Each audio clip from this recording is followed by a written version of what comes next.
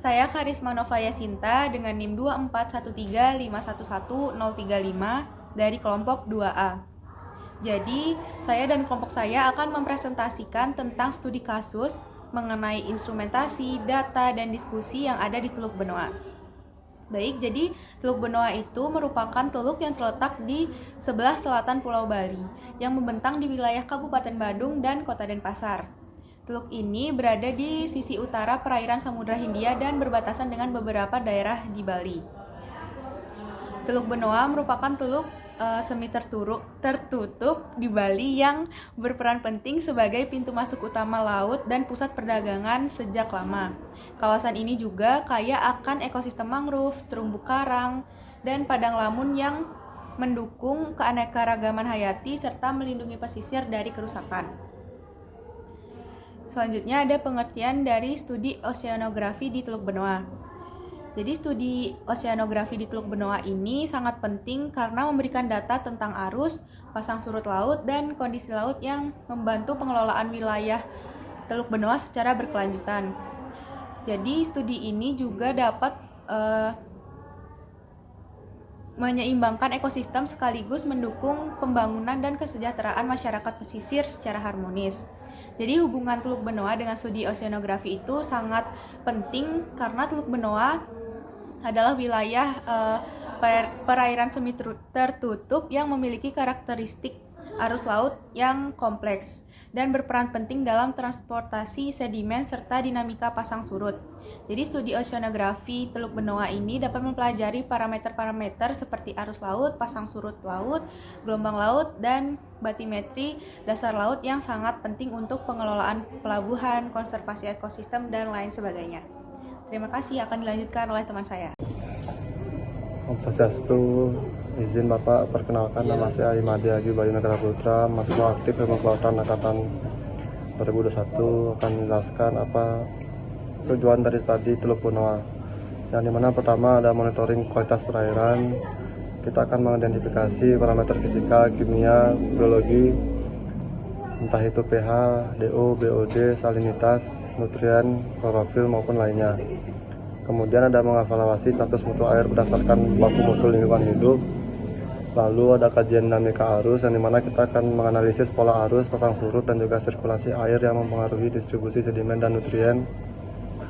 Adapun menilai dampak perubahan lingkungan, entah itu reklamasi, sedimentasi, maupun abrasi. Kemudian ada dampak aktivitas manusia, mengkaji kontribusi limbah, industri pariwisata, dan juga aktivitas pelabuhan terhadap kualitas perairan. Menilai dampak reklamasi, alih fungsi lahan, serta pembangunan infrastruktur. Adapun kajian ekologi, menilai kesehatan ekosistem mangrove, lamun, dan terumbu karang sebagai penyangga lingkungan Teluk Benoa, menganalisis keanekaragaman ikan dan biota lain sebagai indikator kesehatan ekosistem. Yang kelima ada kerentanan dan juga mitigasi bencana pesisir, menganalisis potensi banjir. Kemudian kerentanan ekosistem terhadap perubahan iklim, menyusun strategi mitigasi berbasis ekosistem. Terakhir ada kajian mengenai sosial ekonomi, mengkaji dampak ekologis terhadap mata pencarian masyarakat pesisir, mengevaluasi efektivitas regulasi dan kebijakan pengelolaan Teluk Benoa, dan yang terakhir memberikan rekomendasi berbasis ilmiah untuk tata kelola berkelanjutan. Sekian Bapak, terima kasih. Baik, perkenalkan saya IKD Agus Edi Pradana dengan NIM 24135111041. Jadi di sini saya akan menjelaskan di mana sih Teluk Benoa itu. Jadi Teluk Benoa itu terletak di daerah selatan Pulau Bali yang di mana Teluk Benoa ini memisahkan Pulau Serangan dan Tanjung Benoa. Jadi adapun karakteristik dari Teluk Benoa ini yaitu Teluk Benoa itu merupakan teluk semi tertutup dengan kedalaman yang relatif dangkal, yang dimana daerah pesisirnya didominasi oleh dataran berlumpur dan pasir yang halus. Dan Teluk Benoa itu sempat menjadi salah satu kawasan dengan mangrove yang sangat penting di Bali, yang luasnya dimana sempat mencapai kurang lebih 1.300 hektar. Dan Teluk Benoa ini menjadi lokasi wisata di Bali yang salah satunya ada water sport, diving, snorkeling, serta wisata mangrove. Teluk Benoa ini terletaknya sangat dekat dengan Pelabuhan Benoa, yaitu salah satu pelabuhan yang utama yang ada di Bali. Aktivitas pelabuhan berpotensi meningkatkan polusi minyak, limbah, dan tekanan terhadap ekosistem pesisir. Baik, perkenalkan nama saya Amanur Vita Imaniar dengan NIM 24135111048. Jadi saya akan menyebutkan dan menjelaskan 4 instrumen penelitian yang akan dibutuhkan. Jadi yang pertama itu adalah CTD atau Conductivity Temperature Depth. Jadi CTD merekam konduktivitas, suhu dan tekanan untuk menghitung salinitas dan kepadatan air laut. Selanjutnya terdapat ADCP atau Acoustic Doppler Current Profiler. ADCP mengukur profil arus secara vertikal atau horizontal dari pergeseran Doppler sinyal akustik yang dipantulkan partikel tersuspensi. Data umumnya dipengaruhi blanking distance, orientasi beam, dan penutupan dekat permukaan atau dasar. Yang ketiga terdapat Niskin bottle atau botol Niskin yang gunanya untuk mengambil sampel air pada kedalaman target untuk analisis kimia, biologi, dan optik. Yang terakhir terdapat Sentinel-2. Konstelasi Sentinel-2A atau B menyediakan citra multispektral 13 band dengan waktu kunjung ulang per sekitar 5 hari dan sangat berguna untuk pantau pesisir, perairan darat, dan vegetasi. Terima kasih. Nama saya Rahasya Maharani Demerjo dengan NIM 2413511010. Di sini saya akan menjelaskan bagian jenis data yang dimana itu ada suhu, salinitas, dan arus. Yang pertama itu suhu. Jadi suhu permukaan laut di Teluk Benoa itu umumnya berada pada kisaran 28,5 derajat Celcius hingga 30,5 derajat Celcius. Nilai suhu di Teluk Benoa ini cenderung lebih tinggi di permukaan dibandingkan di lapisan kedalaman 5 meter. Faktor-faktor yang mempengaruhi variasi suhu itu seperti intensitas radiasi matahari, pasang surut, dan pencampuran air akibat arus. Jadi di mana suhu relatif hangat dan stabil di Teluk Benoa ini, sesuai untuk ekosistem seperti lamun, mangrove, dan terumbu karang. Yang kedua itu ada salinitas, di mana rata-rata salinitas di Teluk Benoa ini berkisar 31 hingga 33%. Biasanya di dekat muara sungai atau saluran masuk air tawar, misalnya Tukat Badung maupun Tukat Bualu, salinitas biasa turun hingga sekitar 28 hingga 30%. Teluk Benoa memiliki salinitas yang umumnya normal di perairan laut tropis, tetapi bervariasi secara spasial karena pengaruh masukan air tawar. Yang ketiga itu ada arus, di mana arus di Teluk Benoa ini didominasi oleh pasang surut air laut. Saat pasang, arus dominan mengalir masuk ke dalam teluk. Namun saat surut, arus dominan mengalir keluar menuju laut lepas. Di mana dinamika arus sangat dipengaruhi pasang surut dan bentuk geometri teluk, sehingga arus lebih kencang di mulut, lemah di bagian dalam. Terima kasih. Nama saya Jani Setiawati dengan NIM 2413511058. Saya akan melanjutkan penjelasan mengenai jenis data, yaitu yang selanjutnya ada klorofil dan nutrien. Jadi di Teluk Benoa, konsentrasi klorofil A sangat bervariasi. Nilai terendah berada di kisaran 0,1 hingga 0,4 mg per meter kubik. Sementara di sekitar muara sungai bisa mencapai 8,53 gram per meter kubik. Ini menunjukkan tingkat kesuburan perairan yang berbeda-beda dari kondisi oligotrofik hingga eutrofiknya. Untuk nutrien, kadar nitrat tercatat antara 0,004 sampai 0,180 mg per liter dan fosfat antara 0,005 hingga 0,0229 mg per liter. Kedua nilai ini umumnya sudah melebihi baku mutu laut, yaitu 0,008 untuk nitrat dan 0,015 untuk fosfat. Sumber utama nutrien ini berasal dari limbah rumah tangga, aliran sungai, dan TPA Suhung yang berkontribusi pada peningkatan klorofil dan eutrofikasi di perairan Teluk. Perkenalkan, nama saya Nima Diwitiari Pinky Arsinta dengan NIM 241351108. Di sini saya akan menjelaskan integrasi data in situ dan satelit. Mengapa integrasi penting? Karena datanya saling melengkapi antara skala spasial dan temporal. Pada data in situ, validasi dan kalibrasi data satelit, dan pada satelit terdapat pemetaan luas dan pemetaan rutin. Jadi hasil keduanya lebih akurat untuk analisis dan kebijakan. Kelebihan dan keterbatasan data in situ dan data satelit. Pada data in situ terdapat kelebihannya, yaitu lebih akurat, lebih detail, bisa untuk mengukur profil vertikal. Untuk data satelit memiliki kelebihan, cakupannya lebih luas, pemantauan rutin dan efisien.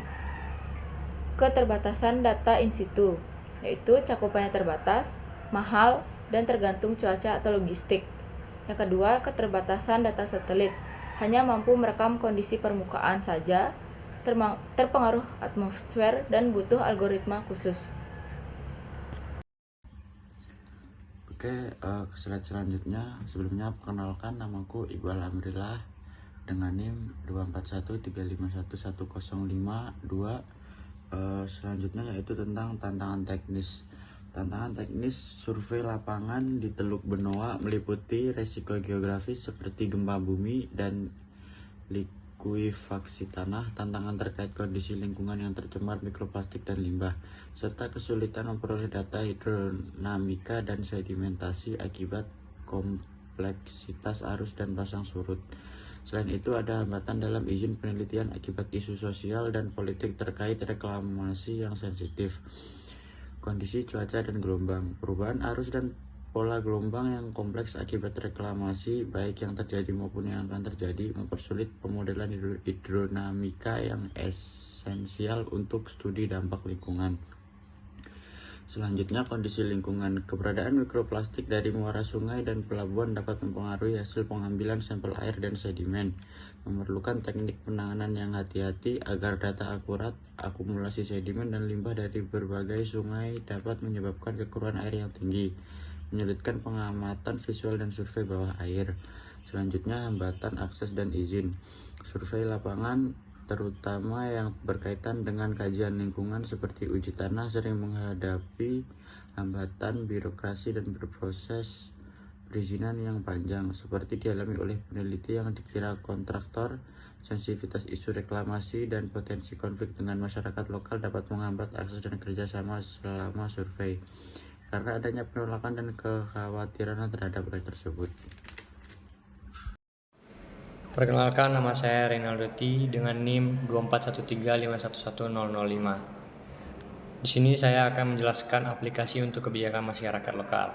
Data in situ dan satelit memiliki dampak yang sangat penting bagi masyarakat lokal, terlebih nelayan yang ada di sekitar pesisir Teluk Benoa. Data ini juga dapat menjadi pedoman dan pengambilan keputusan bagi pemerintah, daerah, dan masyarakat untuk merumuskan kebijakan pengelolaan wilayah pesisir secara berkelanjutan.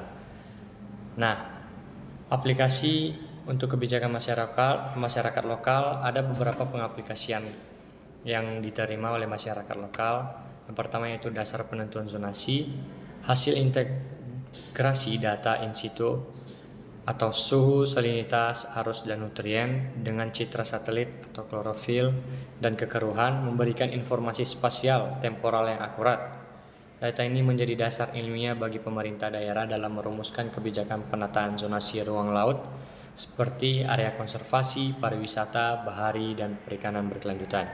Jadi data in situ dan data satelit ini dapat memberikan pedoman kepada pemerintah untuk menentukan titik-titik zonasi yang dapat menjadi daerah yang bisa dikembangkan. Nah, selanjutnya itu pengendalian pencemaran pesisir. Ini sangat penting juga. Kenapa?